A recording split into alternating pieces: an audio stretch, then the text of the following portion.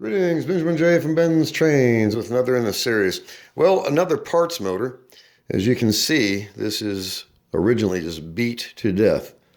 One of the pegs is broken off on the side plate. And I can't remember where I got it.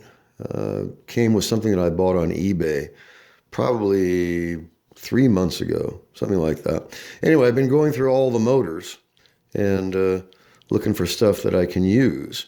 Anyway, I found this and did the bypass on it. So I thought I'd do a quick video, actually see this thing running. So I've just got a magnetic lock on the rail. As you see, it runs really well.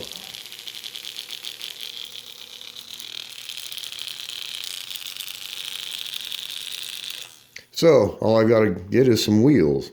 I have the bearings. I have virtually everything I need to assemble it, except for wheels. Now, when you encounter this, there is a way to fix this. Not with another peg, of course. You can put the crossbar across it and actually rough this up with a file and solder it with a soldering iron. And you can actually solder the crossbar directly to the stub of that stud. And it works. You know, once this thing's back in a locomotive, it's going to be protected. It's never going to move. So it's an expedient. It's an easy fix. But anyway, this was originally parts. I'm not sure exactly where I got it from or what I did with it. Anyway, I originally got it for the contactor, if I remember right. But so many of these things, you can see how someone had pried a wheel off. So many of these things, I buy them for parts and then get them running. And so I don't wind up using them for parts. But in this case, it was just a dead hulk.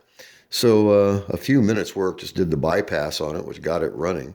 It actually runs all right. So I've got intermediate gears. I just don't have any wheels.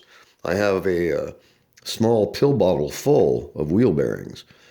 So I just need the wheels and the axles and the push rods. So I don't know what I'm going to do with it. It's pre-war. It's an old motor. It runs well.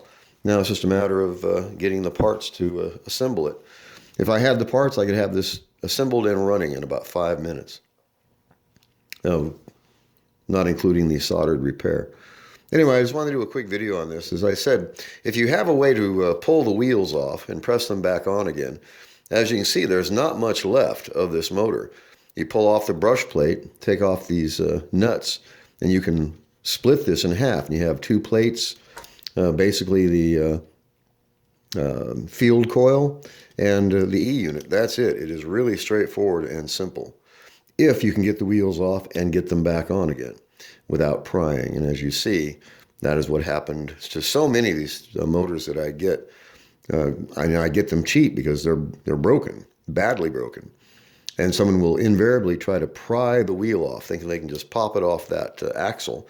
And all they do is they jack it up on one side, bends the axle, sometimes breaks the wheel, and then it's completely unserviceable. And it winds up in a box until it winds up on eBay, and you buy them for a couple bucks. Anyway, just out of the parts available in this motor right here, you can probably fix 3 or 4 other motors. You've got the brushes, the brush springs, the brush plate itself, the armature, the coil. The E unit doesn't work, but it does have the socket on the front. And of course, you can always dismantle the E units and repair them. I just don't think it's worth my while to do it. It's a lot of work, and it's just, I'm not a fan of the E unit, never have been. So when they don't function correctly, or if they don't function at all, bypass them. It's just easier, and it gets the locomotive running better than it ever will running through the E unit. So anyway, just a quick video on these old motors. They're easy to fix. Just a matter of having all the parts. Once you have a supply of parts, once you can get the wheels off, you can do anything. So as always, if you have any questions, feel free to drop me an email, BENZTRAINZ@gmail.com. And as always, thank you for watching.